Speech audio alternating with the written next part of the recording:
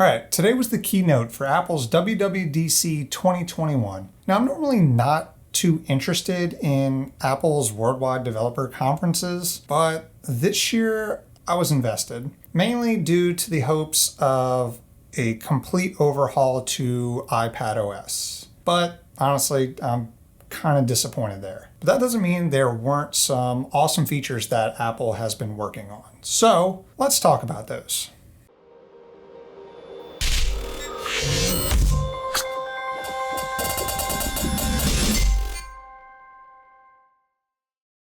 Okay, so the main things that were discussed in WWDC were iOS 15, iPadOS 15, watchOS 8, macOS Monterey, and a couple other improvements to things like Swift, Safari, and something they're calling Focus.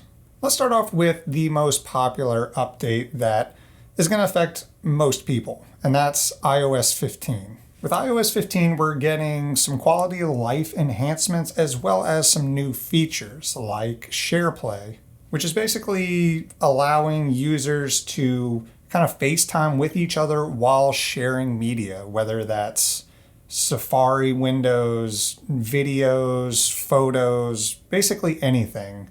With that, they've also made a major update to FaceTime. Now it's not only locked down to the Apple ecosystem. Anybody, whether they're on Android or Windows machine, can access a FaceTime meeting. So this is basically Apple taking on the likes of Skype and Zoom. This is a major announcement that I don't think got enough reaction, but I think it's important. Another thing they introduced is what they're calling Focus, and it's basically like a beefed up Do Not Disturb. It allows the user to create essentially profiles to where they can control how their devices notify them based on what kind of actions they're performing. So if you only want to have certain notifications while you're at work, you can make a specific group that will only allow certain notifications from certain people or apps to come through. If you want to have one for when you're out with family, or whether you're traveling, or basically any scenario, you can create custom groups or scenarios for these notification preferences. So continuing on with notifications, they've also made a change to how you can display your notifications. You can basically set preferences to certain people or apps to where those notifications will take precedence over others on your home screen. Because I've had certain scenarios where I open my iPhone and I have a whole bunch of notifications from apps that aren't necessarily important, but those are actually bearing ones from, people that I want to see notifications from. So this will be another good enhancement to the notification system in iOS. All right, continuing on, let's talk about the new Mac operating system, which they are calling macOS Monterey, continuing on the California theme that doesn't seem to be dying down anytime soon. So a lot of the features they showed were pretty much ported over from iOS. So you're getting the updated FaceTime as well as, Focus. There's also new Safari that they've made a big claim about being the fastest browser. And I think they're wanting people to use Safari, but I'm still a Chrome man myself. But one of the major features they showed off was a feature they are calling Universal Control.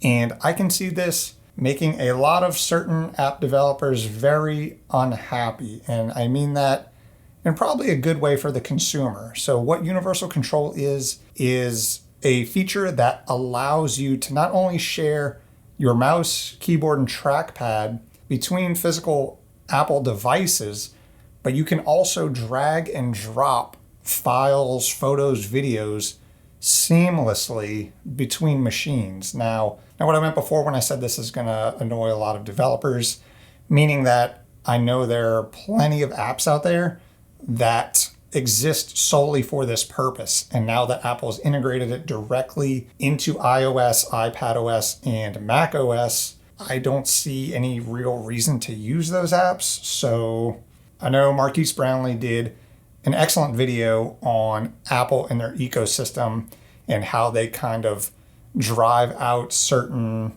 entire markets when they bring a feature into the Apple ecosystem, specifically with the new AirTags and the Find My feature.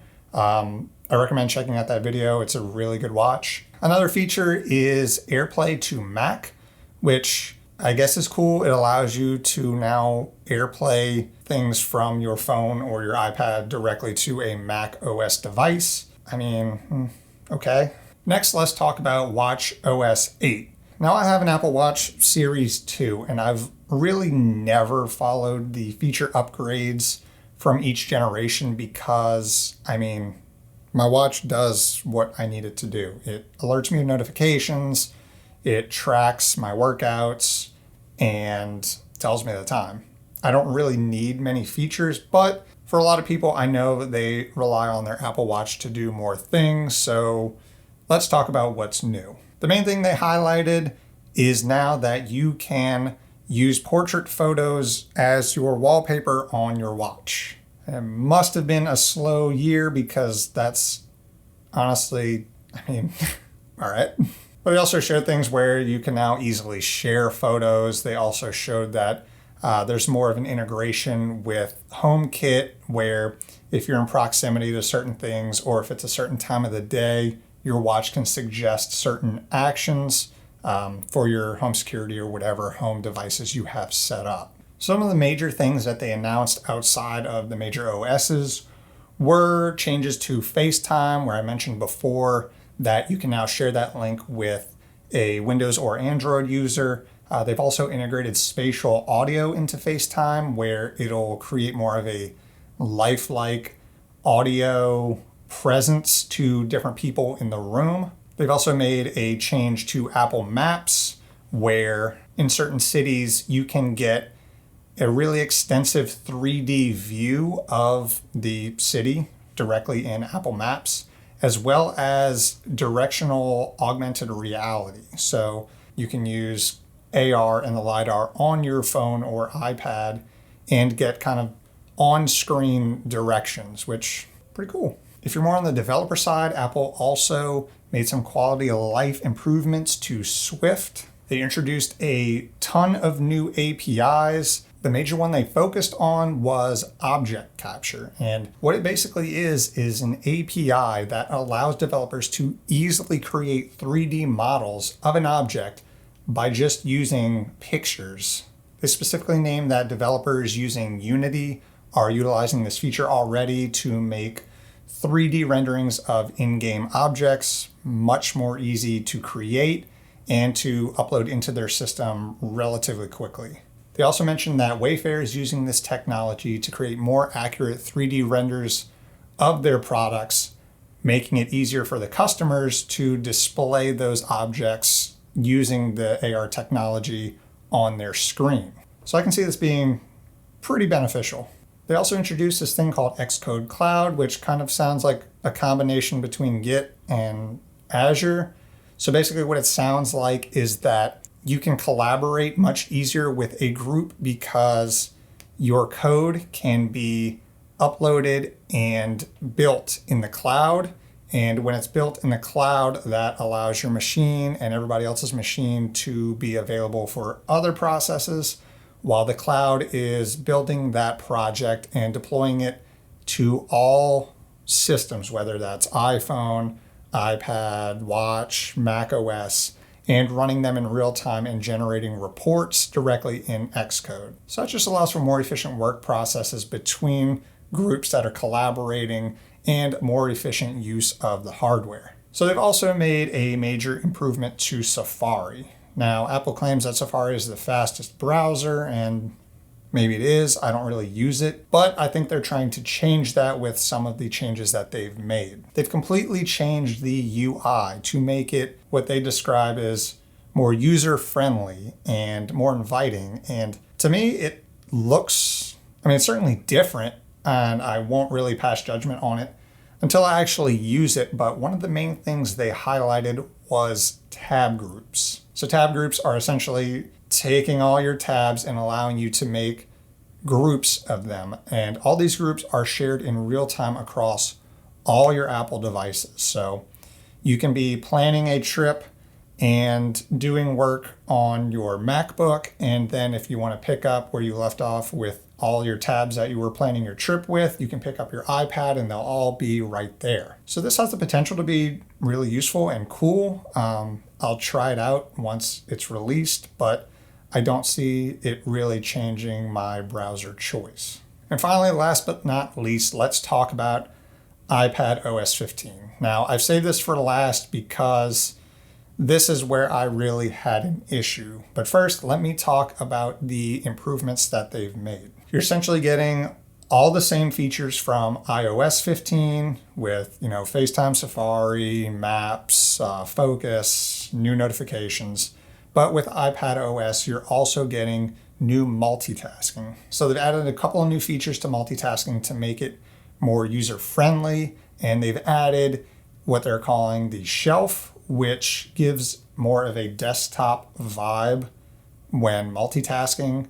So you can see all the apps you're using in one centralized desktop-esque location. They've also made it to where there's all new widgets and the ability to resize a bunch of the widgets on your home screen, making it more customizable, which is something Android users have had for probably a decade, but you get one clap for introducing that.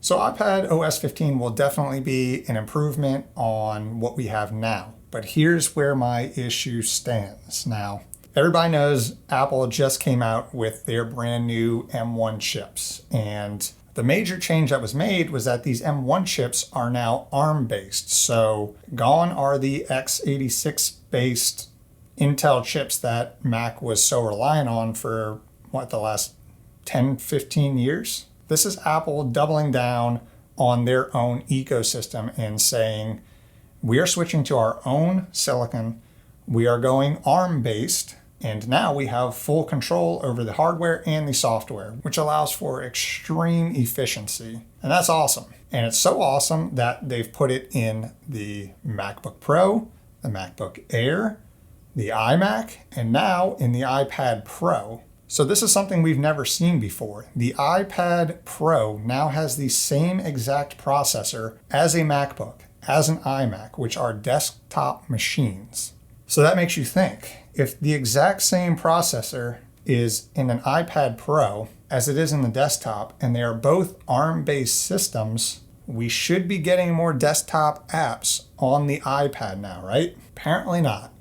And that was one thing I was so hoping for, because the iPad has this extreme potential to be the jack of all trades, especially with the efficiency of these M1 chips. Combine the apps and feature set of iPad OS with the major product development aspect of Mac OS, and you have the potential to have an amazing machine. So for me personally, I would love to have an iPad Pro that allows me to use desktop grade apps like Xcode and desktop level Photoshop, along with the convenience that comes with a touchscreen of an iPad and the battery life and everything that comes with iPad OS. And I was so hoping we would get that. I was so hoping that Apple introducing the M1 chip into the iPad Pro would be the stepping stone to us seeing the iPad become this actual computer. And that's what's confusing, because Apple has made so many changes to iPad OS to make it more computer-like and give you more of a desktop experience.